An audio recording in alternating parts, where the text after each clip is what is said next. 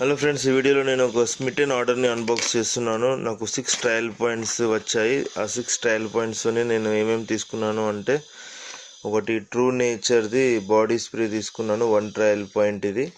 And true nature mosquito తీసుకున్నాను liquid, ఇది 1 point trial point.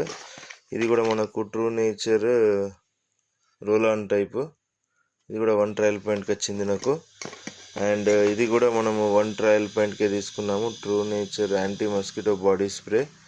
And ఇంకోటి నేను మామా అర్త్ రోజ్ మేరీ ఆయిల్ తీసుకున్నాను, 1 ట్రయల్ పాయింట్.